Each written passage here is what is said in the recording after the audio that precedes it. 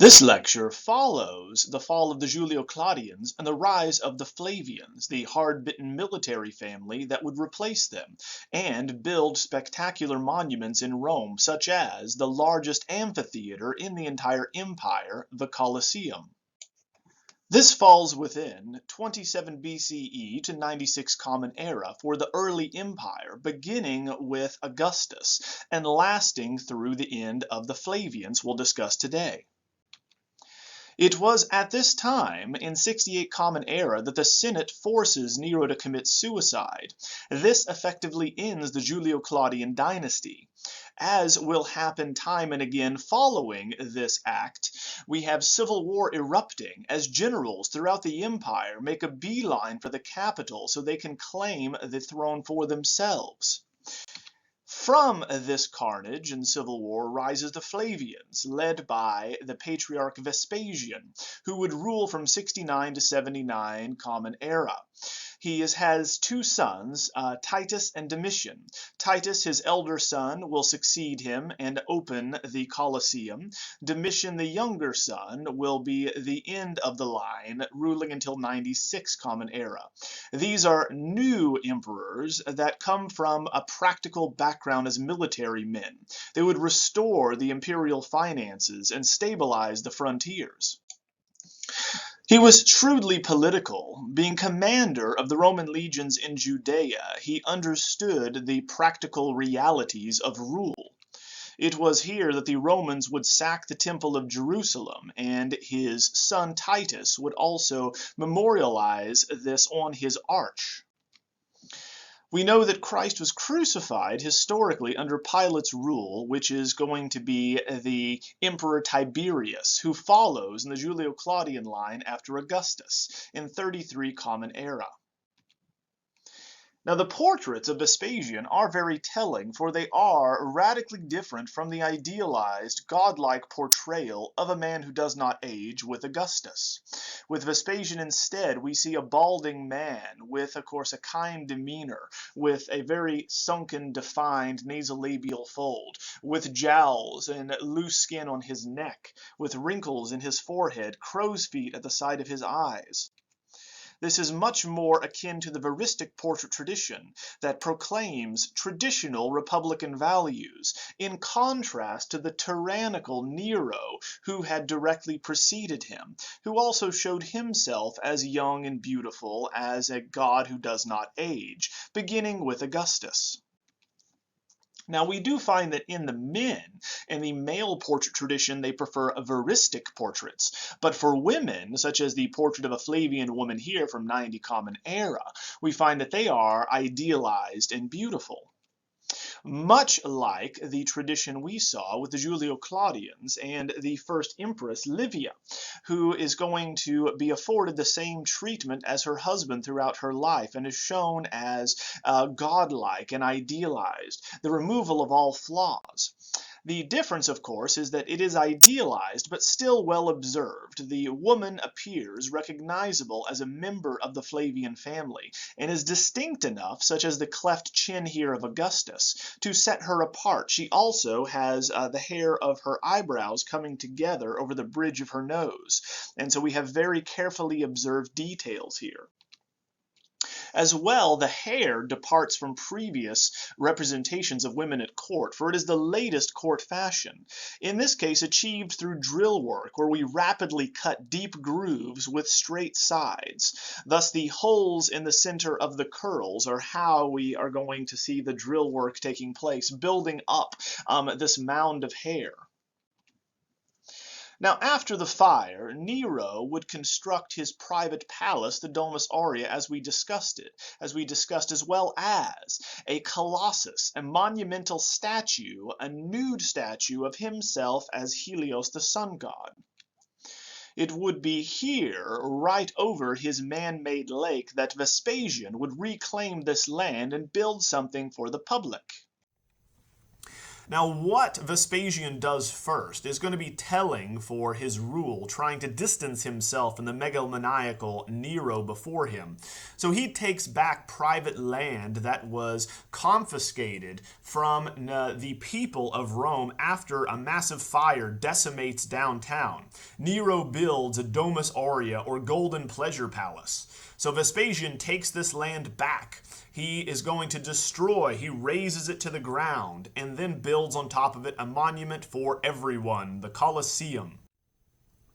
The Colosseum is named not for the Flavian family, nor that is an amphitheater, but instead there was a colossus of Nero, nude as a sun god, next to the site. So the nickname is going to be named for the Colossus, hence it is the Colosseum, the amphitheater next to the large statue, literally. Now, in the early Middle Ages, we have a saying that is going to foretell what happens to Rome. For it states that while stands the Colosseum, Rome shall stand. When falls the Colosseum, Rome shall fall. And when Rome falls, the world. Which is true. We find that when Rome falls, the world falls, and the Colosseum stands for the heartbeat of Rome, the populace, and once again a place for everyone to come together and enjoy the largest spectacle of blood sport ever assembled. Now, approaching the Colosseum today from this angle, the north side, we note that we see it relatively intact, even though it is stripped of its marble revetment and veneer. There was unfortunately an earthquake that brought down the opposite section, but the proper title for this structure is in fact the Flavian Amphitheater, because it was built by the Flavian family and it is a double theater. Unfortunately, Vespasian was not alive to see the opening 100 days of games. It was dedicated by the next emperor, his son Titus, in 80 Common Era. At 160 feet tall, this amphitheater would have been the largest ever built, seating over twice what we discussed in Pompeii. Here we have over 50,000 people, which obviously could not fit the million-plus populace of Rome, but is going to be an engineering marvel in and of itself. So the southern side, as you see here, falls in an earthquake in the 9th century in 847. So we find there are newer bricks and newer concrete sections here that reinforce the structure so it will not crumble any further. As in Pompeii and elsewhere in the Roman Empire, blood sport is the primary reason for an amphitheater to exist and the type of entertainment one would see. As we discussed briefly with the amphitheater in Pompeii, gladiatorial combats were the main event, but were certainly not the only activity and or blood sport seen inside of Roman amphitheaters. Here we know that originally they could have flooded the lower section of what would become the hypogeum and have mock sea battles. We also would then bring in the morning animals, these exotic animals from throughout the Roman Empire, from Africa and Asia, showing us the vast extent of Roman power, and then slaughter them. Then, of course, at midday, we would have executions where condemned criminals, whether for political, religious, or heretical reasons need to be executed, would be brought out. Then we could have mythological and military reenactments, where we would show the great battles of seasons and days past of Rome and the Roman soldiers that triumphed. Then finally, at the end of the day, we would get to the prime time event of a gladiatorial combat, which again would not pit them to the death unless they fought poorly and or were not well trained. Now there were several amphitheaters of great size that came before the Colosseum, but this more than doubles the size of any of those previous amphitheaters, especially that in Pompeii that only seats 20,000. Now, we have numbered entrances at the Colosseum that would have led to the cavea, the seating area, which is now missing because the interior and exterior of the Colosseum was quarried for building materials for the peoples in the Middle Ages that come after the Romans. Therefore, we would have seen gleaming white marble throughout the interior here. Today, when one visits the Colosseum, we can see down below the stage, or what is known as the hypogeum, literally the underground, hypo for under, geum for ground. Now, this area was actually set aside for flooding for naval battles previously, but that was abandoned for the much more functional approach to this series of passageways, elevators, and trapdoors that would at the time have housed animals, gladiators, and all of this scenery that would allow the functioning, the backbone, the nerve center of the Colosseum to exist. Like that of Pompeii, Roman amphitheaters seat by way of social hierarchy, and that reflects military hierarchy. The box seats below, as we would understand them, reserved for the emperor and his entourage, and then the wealthy aristocratic or patrician class. Slaves and women would sit all the way at the back. There were 76 gateways, and you would be given a clay tablet with a number on it, so you know which entrance to go into and which is your seat.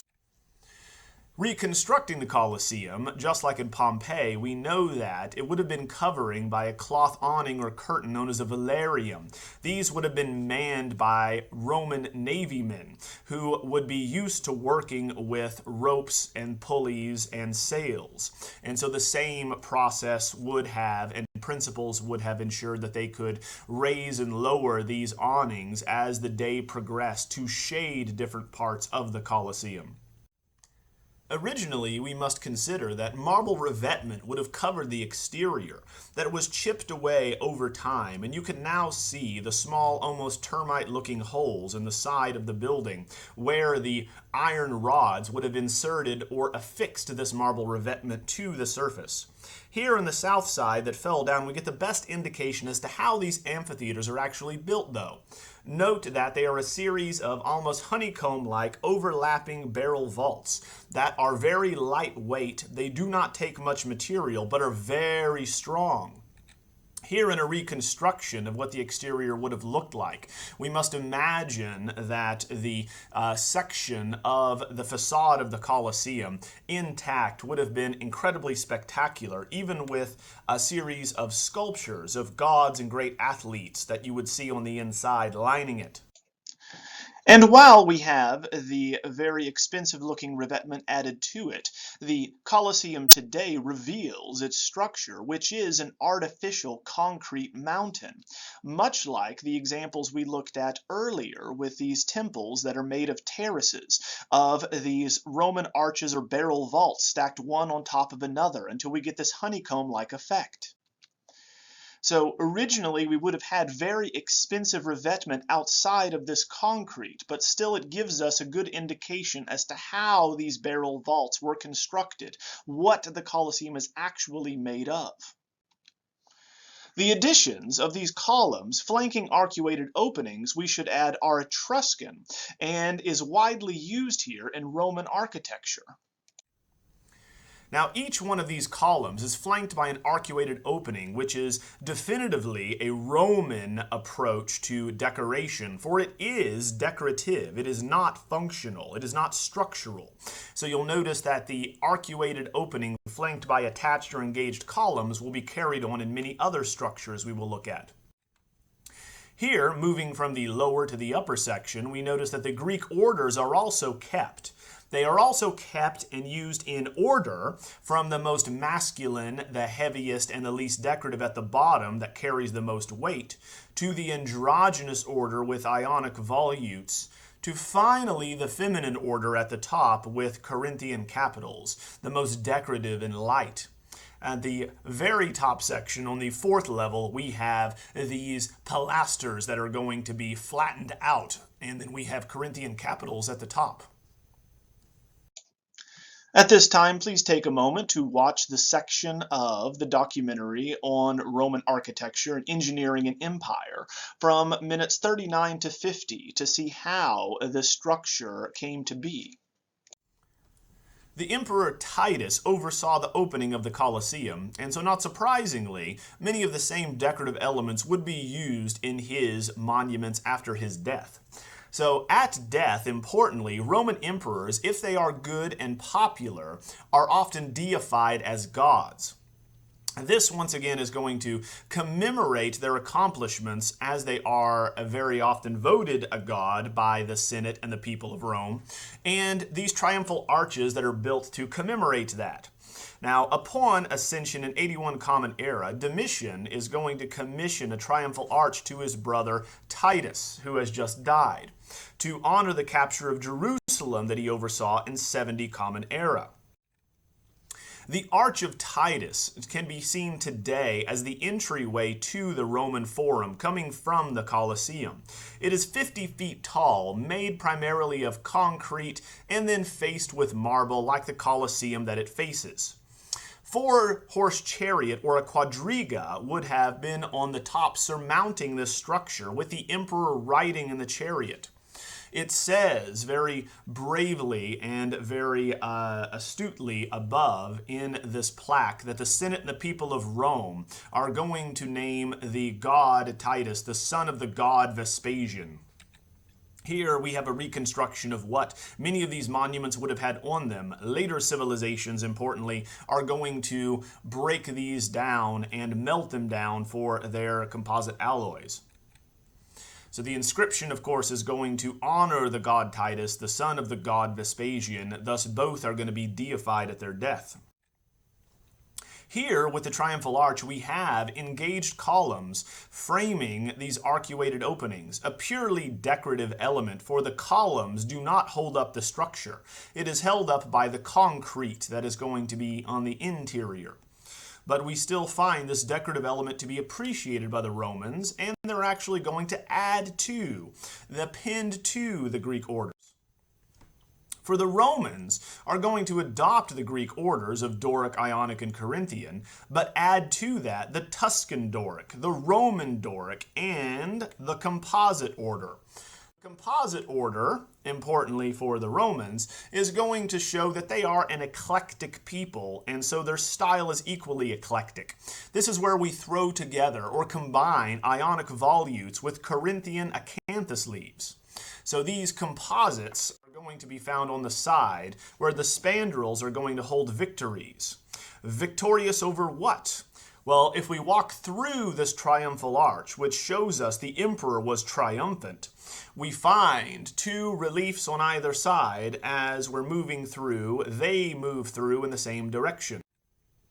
Here we have a parade where Titus is going to move down the sacred way, showing us the end of the conquest of Judea, or the end of the Jewish wars, where he crushes a revolt in Palestine in 70 Common Era. We identify the spoils of war brought back from this campaign, and specifically, this is very common for the Romans, record the ethnographic objects that are associated with different cultures. Often it's the only way we know certain cultures dressed and or looked a certain way. Here we have a menorah, for instance, as they move in very high relief, casting deep shadows from the left to the right in this very loud procession, moving through a triumphal arch with a 4-horse quadriga on it, as though they're walking through this very triumphal arch that we are walking through. Thus, we are reenacting this triumph of the Romans over the Jewish people. Now, both of these record actual events, such as the Areopagus Augusti and the Arch of Titus here, but because the Arch of Titus is in high relief, we get the essence communicated of much more exuberant action. Dramatically, we find these figures seem to be moving in a much more effective fashion, that it seems louder, and it seems as though that they are moving much more quickly. Low relief, as you note here, survives better and more intact, but it does not convey that sense of urgency that can be seen in high relief sculpture. On the opposite side, we have the triumph of Titus, and the first time in which we have a living person or a mortal shown with allegories. So these allegorical figures, or the personifications of ideas or concepts, are going to show us the characteristics that Titus is associated with. So instead of showing him in battle fighting some foreign foe and or being magnanimous, we're going to show the figures that represent that. Figures such as these imperial virtues like valor, honor, and then victory behind him. He's in a 4-horse quadriga, a 4-horse chariot that would be seen above on top of this triumphal arch. He's crowned by victory while valor leads his horses. He is honorable, so honor is next to him as well. Allegories are common in Roman art and used before, but never for fully propagandistic purposes. This is going to be for propaganda now. Thus, we have for the first time showing a mortal in a narrative relief engaging with and interacting with these massive figures, these allegorical figures, such as victory, that will crown someone victorious, shown much like the goddess Nike flying behind him. Therefore, this is not offensive, we must remember, because Titus was already deceased when this was commissioned. Claiming to be a god while one is alive is heretical, and this is why it leads to the death of many Roman emperors, including Caligula. Now, obviously, the official imperial residence when the Flavians took control of Rome was Nero's Domus Aurea, but Vespasian had restored all of the land taken by Nero. Thus, the dedication of the Colosseum and the baths of Titus indicated that his rule would be different, and he would give back to the people. Therefore, the Flavians needed a new imperial palace, which they built on Palatine Hill, right next to the house of Augustus. Here we can see the Palatine Hill just to the west of the Colosseum, and the Colosseum is visible from this new imperial palace and vice versa. Now, the architect, Rabirius, is going to design the Domus Flavia, or the House of the Flavians, on the Palatine Hill, completing it around 92 Common Era, only 4 years before the death of the final Flavian. Now here we would have imported colored marble and would have had these green marble statues of gods and heroes such as Bacchus and Hercules. And obviously every Roman emperor wants to associate themselves with this demigod. Here we find what is left over, what is reminiscent of earlier imperial architecture here right on the Palatine Hill. Originally, we must imagine on this location 3 massive vaulted halls, with the Aula Regina, or the audience hall, being the reception area, much like that of a basilica of Roman emperors that are built especially in the Forum. Now, in this instance, the basilica is going to have an apse where the emperor could look down on his guests. Here we have what is left over of this apse today, on the spot where we have this massive palatial estate. Now, the design is just like other Roman domestic architecture, but much larger. It still had cubicula or small bedrooms, a tablinum or an office, a triclinium or a dining room, and then your peristyle garden. The gigantic triclinium, of course, would have been much larger than a standard home, for it was used for state dinners. The massive peristyle garden and fountain would also have been much larger and grander than standard architecture, and they would have even had box seats that oversaw the racetrack of the Circus Maximus. Here we see the reminiscent section that is left over of this massive audience hall for these state dinners. Sadly, the Flavians would not be able to enjoy this lavish new palace for long on the Palatine Hill, for the third emperor in the line here, Domitian, will abandon his father's moderation and austerity and instead adopts monarchical luxury, as well as being demanded to be addressed as Dominus et Deus, or Master and God, when anyone greeted him. This can be seen on the works that he commissioned, such as this relief, the Perfectio of Domitian, where he departs Rome to wage war against the Sarmatians, or the Iranians as we would understand them today. In this low relief, we see Rome, bare-breasted with a helmet and shield to the right, pushing Domitian in the center, who walks forward, being also compelled by and led by Mars and Minerva. Mars dressed as a warrior, as the god of war, and Minerva as the goddess of strategy and warfare and tactics. At the head, we have Victory, this winged figure that is going to ensure he will be victorious on the battlefield. Now, the issue with this particular commission is that he was still alive when it was created. And this is, of course, blasphemous, for he is showing himself with the gods. Like Caligula before him, claiming one as a god while alive is blasphemy and heresy. We find that the Senate thus is going to vote damnatio memoriae, condemning his memory. All of his likenesses were removed from buildings, his statues were erased, and inscriptions destroyed. In fact, the head here is actually too small for the body, which is telling, because they cut off all of the images and replaced them, thus destroying the likenesses, as in previous empires and civilizations of unpopular rulers. The Romans, however, would make this a systematic bureaucratic practice with damnatio memoriae. The face is going to be replaced by the next emperor, Nerva, who is an aged, respected senator that would rule for a short time after Domitian is murdered in 96 Common Era for his blasphemies. A very respected senator, he would die within 16 months, unfortunately, thus bringing an end to the early empire. Next time, we will turn our attention to the High Empire with Trajan and Hadrian and the construction of the Forum of Trajan and the Pantheon.